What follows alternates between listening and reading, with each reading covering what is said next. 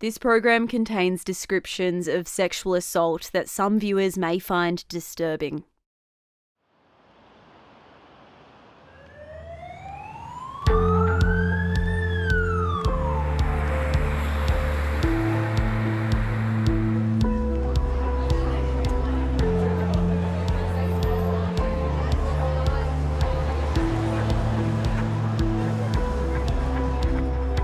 What dating apps have you guys been on? Tinder.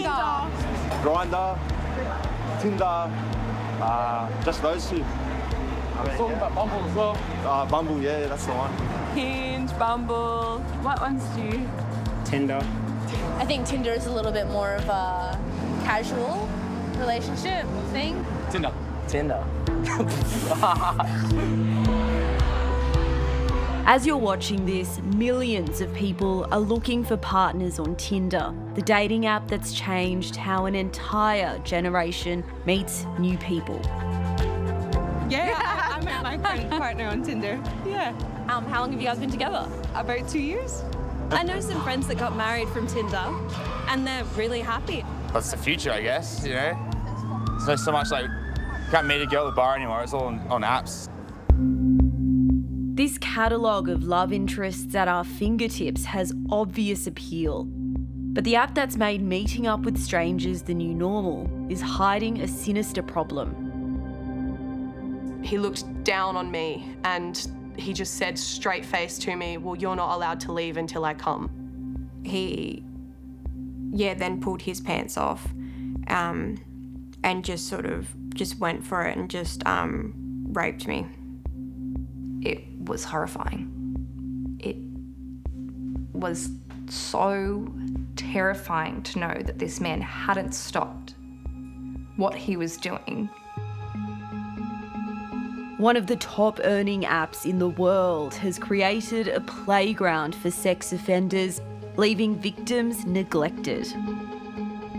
It makes me mad that this platform is making money off of people that are being hurt, and then they can't even respond properly when people are hurt.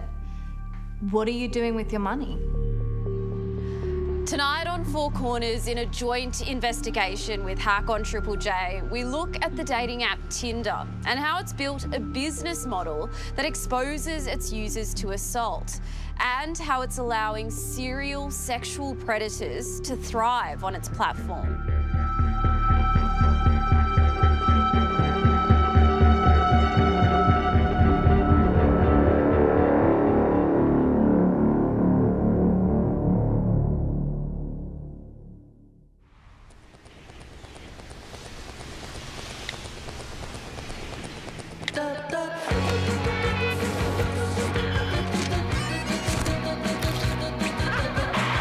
Since it was launched in 2012, Tinder has been downloaded more than 100 million times around the world.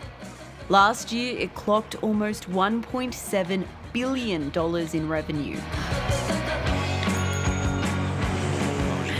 Tinder is the shooting star. It is far and away the most used dating app and the most lucrative dating app.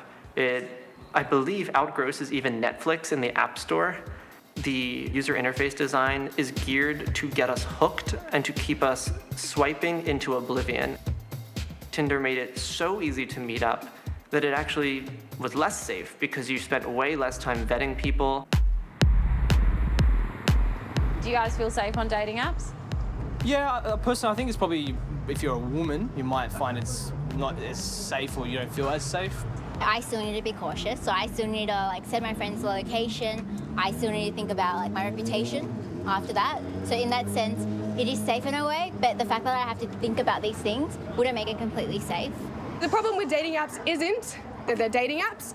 The interaction that you have with them, meeting up with people, is that people use this the wrong way.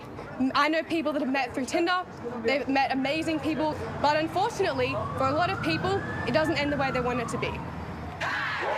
Be concerned, not alarmed. Chuck a headband on, get in there and have a crack. That's ridiculous to me. Start talking about it. Ew, that's gross. On this existential level. Hello, Avani Dias with you for Hack. 10 years ago, no one had even heard of dating apps. Now it's the #1 way Australians meet their partners, but it's not all weddings and Tinder babies. In March, we asked Triple J Hack listeners to tell us about their experiences with dating apps and sexual assault. So we're launching a major investigation today to find out what's going on, and we want your help to share your stories. If you've ever had an experience on a dating app that made you feel unsafe, I'd love to know what happened. Get in touch on the Hack website. More than 400 people responded. 175 of them told us they'd experienced a sex offence by someone they'd met on Tinder. Brooke was one of those people who thought she'd found her match on Tinder.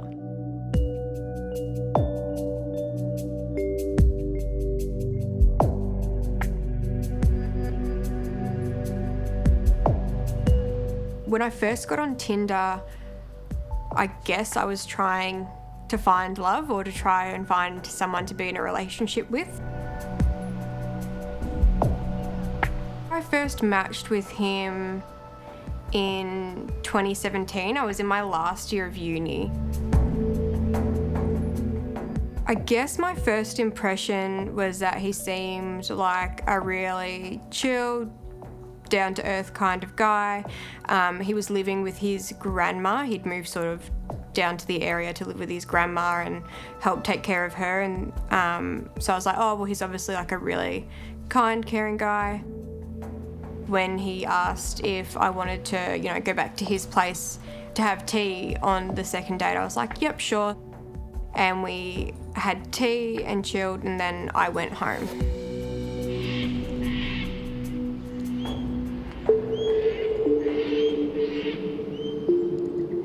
The next time we caught up, he picked me up from my place and we went for a drive outside of Geelong and into sort of like this sort of really rural town where there was like no street lights, no nothing.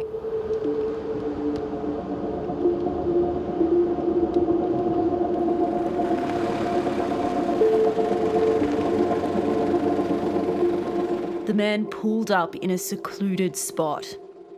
When Brooke got nervous and asked to be taken home, he threw her phone out the car window.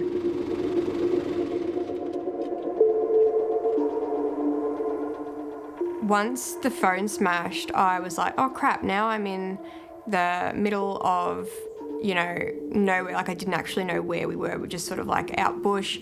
And with no working phone, no way to message any friends or anything, and no actual idea where I was. And then it was sort of like, oh, okay, this is an episode from like a true crimes show where you can't actually phone for help, and then it's like something bad may happen, may not happen. And I guess unfortunately for me, that's just where something bad did end up happening. The man persuaded Brooke to get into the back seat of the car. He pinned me down. I was like, I don't want to do this, like I'm not in the mood.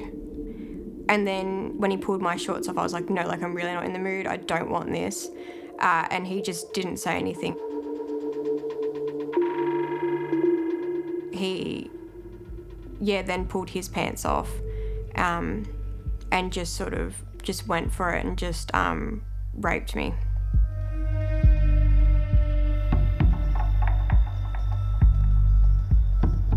I was trying not to cry because it was so painful, but I also didn't want to show him any emotion because clearly, he was getting off on having all the power.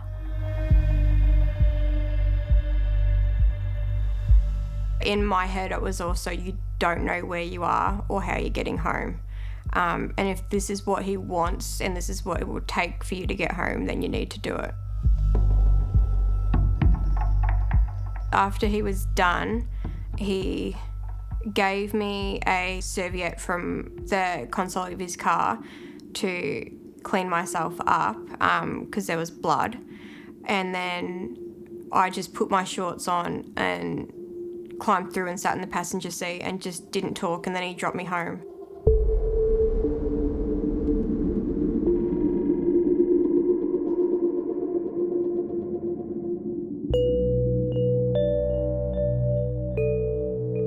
The next morning, Brooke decided to report the attack to Tinder, but she says the man had blocked her by using the unmatch function, deleting their entire chat history. I searched for his name, but it didn't come up. So obviously he had gone into our messages, and you can unmatch. So that means that the conversation is gone, and I didn't even have a picture of him. I was definitely gutted because I was like, well, this was the only way to identify who he was and what he did, and he's taken that away and just completely sort of erased any evidence of himself. I guess that was one of probably the main reason that I didn't go to the police, was because I didn't have his number, I didn't know his last name, I didn't have any photos or proof that we'd even spoken to each other before. So it would be like I'd just picked a random guy out almost and said that he'd done this. As we sifted through our public call-out, this was something that came up again and again. Perpetrators who had unmatched or blocked their victims on Tinder after sexually assaulting them, meaning they were unable to be traced. He raped me twice while I cried and begged him to stop. I wanted to report him to Tinder, but he unmatched me within an hour, so I had no way of bringing up his profile again. He ended up trying to take the condom off without me knowing. I couldn't report him on Tinder because he'd already blocked me. I lost consciousness as he choked me out. He was penetrating me digitally when I regained consciousness. He had unmatched and his profile disappeared. It's like they're sort of beating the system where they can just sort of reoffend almost and be matched with all these other new girls who don't have any idea of their sort of behaviours, which is just, it's heartbreaking really that all these girls are going through it.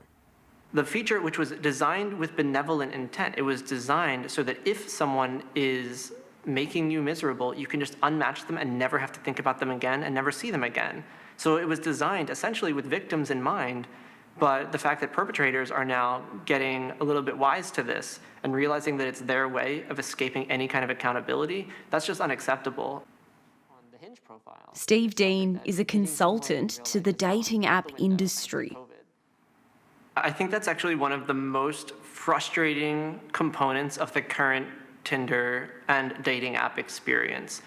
And I don't think that that should ever be a possibility, that someone can simply escape their bad behavior by blocking the person they just abused.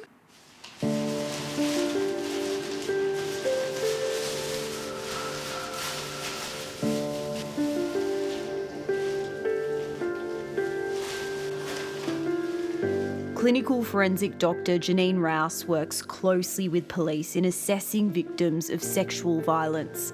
And 2 years ago, she detected an increase in sexual assaults resulting from dating apps. I started noticing that some of the sexual assault forensic examinations I was doing, the victims were telling me that they had met their offender through a dating app. So she began documenting cases. Most of the sexual assaults were occurring on the first face-to-face meeting between parties, and the majority were occurring at the alleged offender's home. I think we are really only seeing the tip of the iceberg. I think there are some additional barriers to these sexual assaults being reported, and I think the real number that's occurring is much greater than what we're seeing.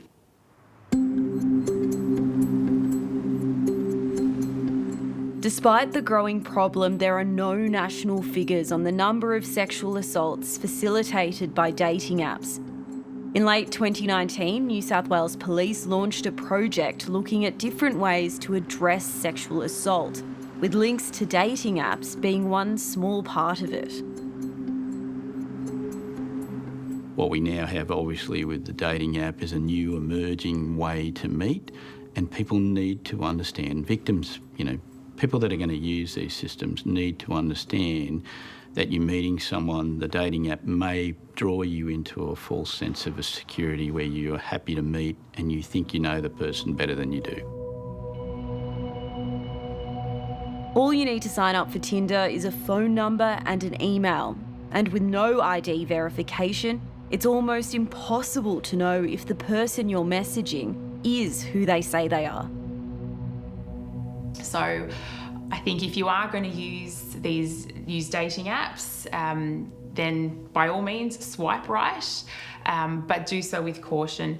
Be aware that online communication with someone means that they're effectively still a real life stranger.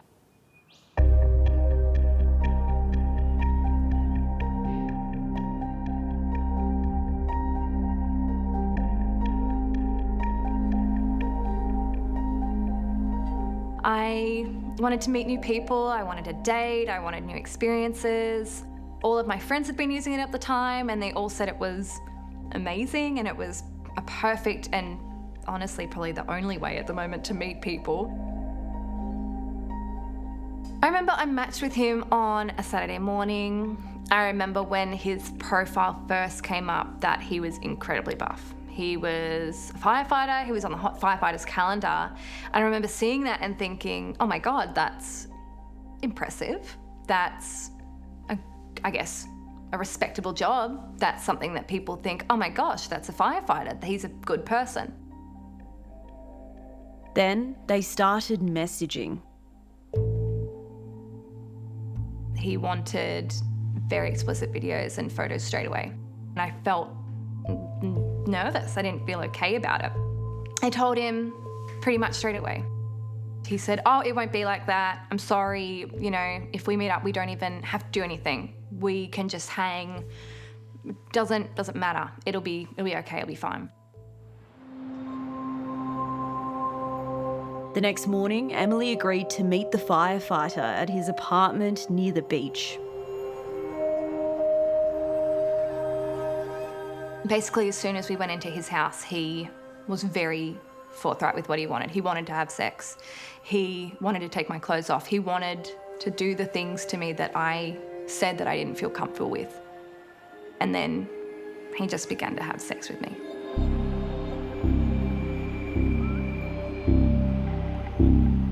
It wasn't something that I wanted. It wasn't something that I said he could do. He just started to rape me. And I didn't say no because I was completely petrified. He was so rough that the only thing that I could say was ow over and over again. And he just didn't stop. Halfway through when he was assaulting me, he picked up his phone from the table and said, just hold on, I just need to take some photos. And he kept his hand holding me down as I tried to squirm and get out of the camera lens. He raped Emily 3 times that morning, filming her each time. He was so forceful and so rough and hard that it was so painful. And following, I bled for days. There was blood everywhere. 4 days later, Emily walked into her local police station and reported the sexual assault. Emily says police told her that because she hadn't explicitly said no during the assault, there was little they could do. She says police told her they would get a warrant to get the videos of the sexual assault off the man's phone. Instead, they went to his home and gave him a warning. Didn't seem like anything was going to happen. They didn't do their jobs to check that this man wasn't going to hurt anyone else. If they had gotten his phone, they might have seen that he might have kept those videos. I have no idea if he still has those videos, what he does with those videos. Emily was told by New South Wales Police that officers had gone to this alleged perpetrator's house and told him he needed to delete this video. Was that the case? Look, I just I can't go into the specific case, but I'll certainly follow that matter up. I understand that was interaction with the offender or the alleged offender in this case. I just can't comment further at this time. Our understanding is there was no warrant to search this man's phone to get the video as part of the investigation. Why would that be? Look, again, we're talking about specifics of a case, in terms of it, and specifically we're talking about a dating app, offending that may have involved the filming, privately of another individual, which is a different offence than sexual assault. Yeah. So look, all I can say is I'm happy to take this case to have a look at it and come back to you. Emily says she later reported the man to Tinder. It took me a long time to even try and find how to report someone. I had to scroll through and the website wasn't clear, and eventually I just had to Google report Tinder and find it. I wrote down his name, I wrote down his age, I wrote down where he lived, I wrote down his occupation, everything, and said, this man is dangerous. This man is a threat and will hurt people if given the chance. And I just got an automated response, just a refresh of the page saying, thanks for submitting. And I never heard anything else. How did you feel just getting just a random automatic response like that? Felt like a waste of time. It just felt like, why bother? Why did I bother? Nothing is going to happen from this if it's just an automated response. After Emily discovered he'd been sending abusive messages to other women he met on Tinder, she reported him again. This time she did get a response from Tinder, telling her the man's account had been removed from the app. It shouldn't take more than one woman to take someone off a dating app if he has assaulted someone. Why is it so hard? Why did nothing happen the last time? It makes me mad that this platform is making money off of people that are being hurt, and then they can't even respond properly when people are hurt. What are you doing with your money? In response to our public call-out, 48 people told us that, like Emily, they also reported a sexual offence to Tinder. Of those, only 11 said they received a response. I contacted Tinder after blocking this guy and received a generic, stock standard bullshit response. I contacted them again, wanting to know what the follow-up was or would be, and received no response. This was distressing. I got a generic response that they were looking into it, but that I would not be informed of the outcome. No response. Thanks. We can't tell you what happens from here, but we take this seriously. In my research, the women described receiving this message, but they didn't actually receive anything to follow up from that. And that made them feel like they were ignored and nothing had actually been done to address that problem. Rosalie Gillette from the Queensland University of Technology spent years researching women's safety on Tinder. She says the company's failure to respond to reports of sexual assault is creating an online environment that further enables perpetrators. This is really quite significant because it tells those women who have made the reports that they're actually not justified and that they weren't serious enough to actually warrant a report. And that's also really dangerous because it tells users who are engaging in that harassing and abusive behaviour that it is acceptable and they don't need to change anything on that platform.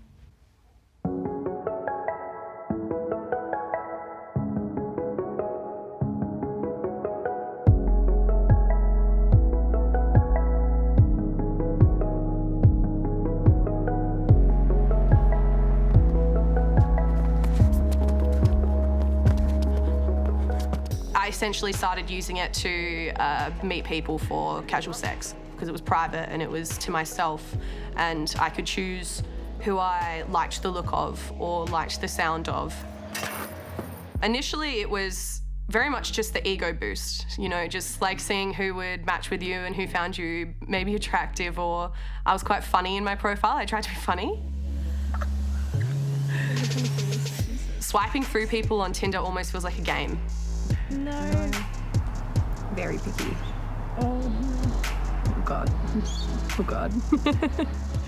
I saw this guy on Tinder and I thought he was reasonably attractive, not outstandingly in my opinion, but he had a few nice photos, one with assumably like a nephew or a something like that, and you know, I loved that. I thought that was really cute, and we matched and instantly started chatting. I think maybe after a month or so of just being very casual, like, hey, how are you, that type of thing, it got a bit more flirtatious. After messaging for 6 months on and off, this man asked Beth over to his place. And I opened the door and immediately I just noticed he was huge, like a lot bigger than he looked on his profile. Definitely not as attractive as his profile. But as soon as I walked in the door, there was no conversation, essentially. It was come to the bedroom now, and he leaded me in that direction. We then started to have sex, and progressively it got rougher as it went on. There was a moment in the sex where he was pushing my head so far into the bed that my glasses were coming up to my face, and I felt like they were about to break. So, and that was when I just asked to stop, and then he stopped, and I just said, oh, I don't think I really want to do this anymore. Like I think I might go home. And he looked down on me, and he just said straight face to me, well, you're not allowed to leave until I come. And in that moment, it was really like, I think I was just shocked, and it was a real moment where I felt like I didn't have any options. So the sex continued, and when it finished, I immediately got up and got changed, and I asked for a glass of water just so I could get him away from me. I sort of noticed on the kitchen table, just sort of in between me and him, was a really large knife, and he sort of moved the knife close to my neck, and then just started laughing. I felt like I was in some real serious trouble, and I was really helpless in that situation because he was so much bigger than me. Beth got out of his house and ran to her car.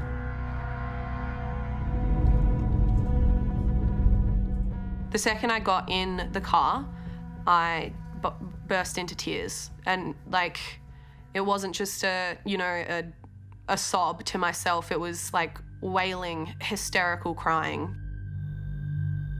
Beth says she pulled over, opened Tinder, and used the app's function to report him for sexual assault. And the response from Tinder was, it was an automated response immediately where they sort of said, we'll look into this and we'll get back to you.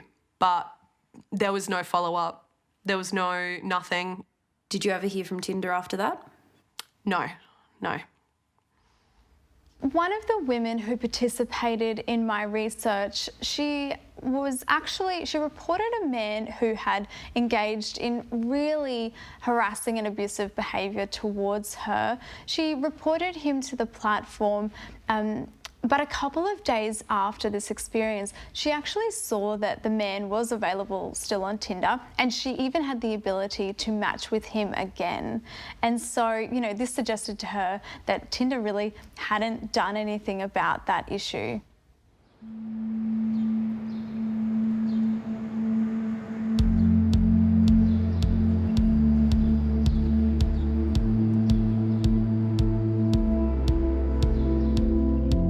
In 2020, the loneliness and isolation of COVID-19 lockdowns have meant more people are desperate for company. Paid Tinder subscriptions increased almost 20% in the year to June. The company says Tinder is the highest grossing non-gaming app in the world.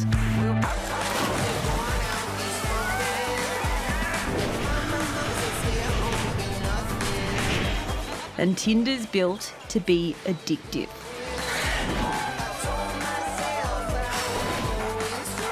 It makes it so that you're always on this hamster wheel. You're always stuck trying to see who's next, who else is available. They just get stuck in swiping mode, and then they'll hit their end of the day where they have no more swipes left, and maybe they'll pay for more. Tinder is a free app, but it makes money by getting you to pay for extra features, like boosting your profile for 30 minutes to increase your chance of a match, or allowing you to see who's liked you. Users who don't pay are bombarded with notifications, encouraging them to become a paid subscriber. It's designing to get people to subscribe and never leave, making it really hard for them to opt out, to cancel their subscription. You can see where they're investing. They're putting their money and their time to getting people to pay more. They're not necessarily investing in consumer protections or safety features. I think that the other frustrating one is when they say that you missed someone who liked you and try to get you in that way. You don't know as a user whether that's true. It's an example of a feature where the site could be lying outright and manipulating their users into paying more money when they really shouldn't have had to do that. Tinder is owned by US dating conglomerate Match Group, a dominant industry player. The company has nearly 2,000 employees and owns many of the world's most popular dating platforms. As well as Tinder, there's Hinge, OkCupid, and Plenty of Fish. Last year, the US Federal Trade Commission launched legal action against Match Group for using fake love interest ads to trick hundreds of thousands of users into paying for subscriptions, using messages the company knew were from scammers. Tinder acts like it's above the law. And I think this goes across its behaviour, whether that's about dealing with scammers, using our data to set prices, or dealing with people who've faced harassment or abuse. This company has the resources, it's offering a service, it needs to just meet the bare minimum to look after people on the platform. Unfortunately, we really don't know much about the way that Tinder addresses complaints.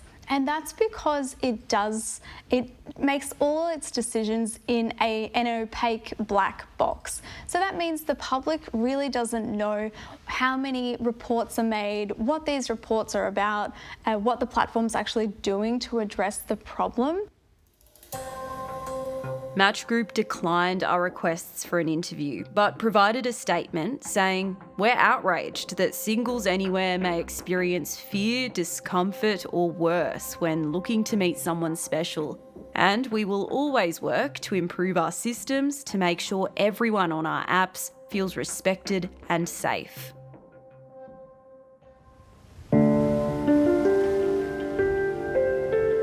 In 2015, this woman became the target of a serial rapist who found his victims on Tinder. She doesn't want to be identified, so we'll call her Lauren. Initially, when I saw his profile, he said that he was a lawyer and a journalist and a snowboarder. And I thought, oh, well, that's interesting. He started messaging me, like as soon as the match happened. Lauren went on 2 Tinder dates with this man who she knew as Dylan.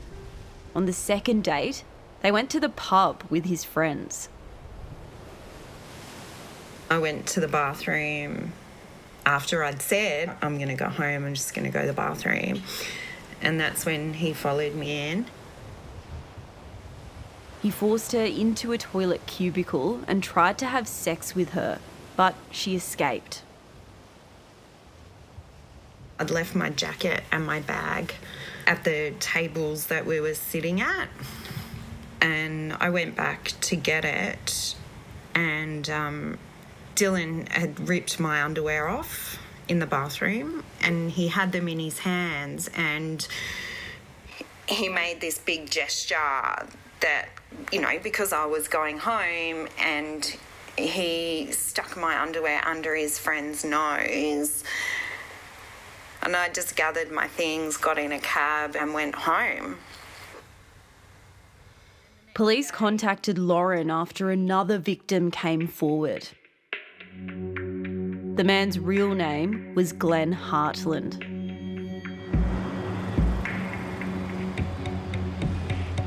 In 2017, Glenn Hartland was charged with raping 3 women and indecently assaulting Lauren. While on bail, Lauren says Glenn Hartland continued to try to lure women on the platforms using multiple profiles under different names.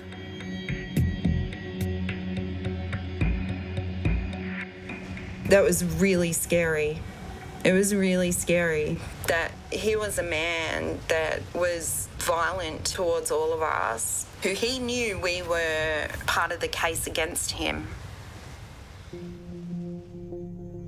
One of the women Glenn Hartland raped was Paula. Paula met Glenn Hartland on Tinder in 2014, and after dating him for 3 months, she broke it off. It was then that he came to her apartment and raped her. She started to realise through Facebook that he was interacting with other women, and that's when she felt strongly then, I have to come forward, I have to warn these other women. People can't go through what I've been through. We're all proud of her for doing that. Would have been a hard thing to do. You've got to overcome the embarrassment of it and feeling that maybe you contributed to what happened. And she overcame that, and she's quite strong in her view to pursue it and get a result. And then it was just a long process of gathering evidence. And I think, as I said, it was a 4-year effort with the police doggedly following leads, and that whole time was very frightening for all the girls because a lot of the time before they could actually charge him, they were frightened, and that takes a toll on them. Hartland's trial was meant to start next week, but in a surprise move, he admitted to the sexual assaults in the county court this morning. Finally, in October 2018, Glenn Hartland was convicted. Paula was shattered by the whole ordeal.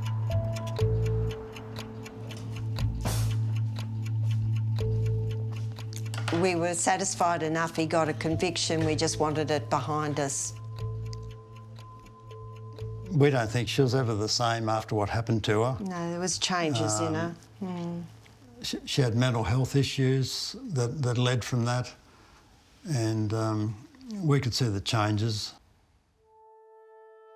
But before the sentencing, Paula took her own life. She didn't get to see the end result. No. Yeah, so that was obviously We thought she was sad. through the worst of it, but yeah. I mean, our life will never be the same for us. It's a big part of our life is gone, her smiley face, her, my little me too. She was. We'd be doing something and it was always me too.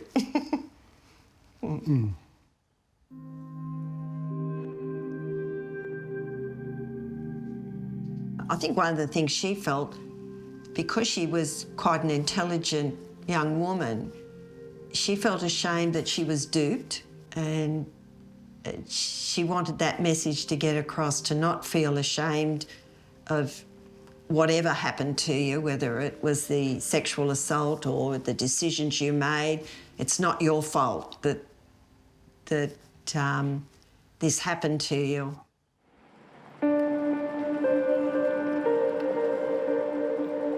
Glenn Hartland was sentenced to 14 years and 9 months in jail.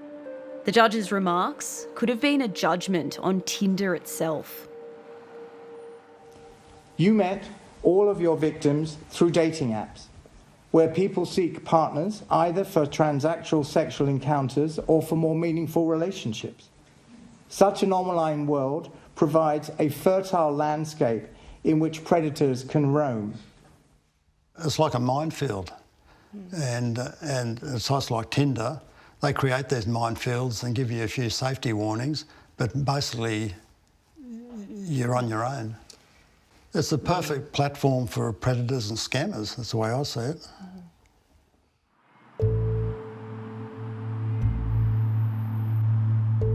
Match Group's safety policy says the company prides itself on its support to and cooperation with law enforcement, and that it stands ready to assist in any active investigations. But New South Wales Police told Four Corners that dating app companies frequently fail to provide information in sexual assault investigations. In terms of the dating apps, there's a contact email and, they're supposed to get back to us. There's always difficulties with that process. Some have what's called liaison officers, some of the big social media operators, and we work with those. They tend to be offshore or work with, our federal counterparts. Having said that, it's always difficult. It's always difficult to get the information. Often tech companies, particularly the big United States ones that have an international presence, they throw their weight around. They act like they can't be held accountable and they're not subject to local laws, particularly for smaller countries like Australia. They're not. They can be held accountable. We can write great laws to force them to do better. The idea that these people who are coming to Tinder looking for a good experience, looking for love, looking for friendship, can have such negative experiences when Tinder is making hundreds of millions and even billions of dollars, that's just unacceptable.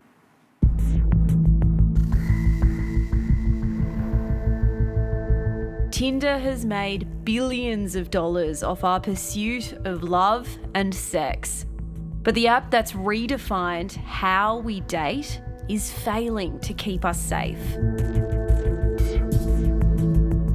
Tinder, I think, has a huge responsibility to understand that their whole app is causing people to be vulnerable time and time again. But I don't think they take it seriously. Even though it appears to happen all the time, they just do not take it seriously. They don't care.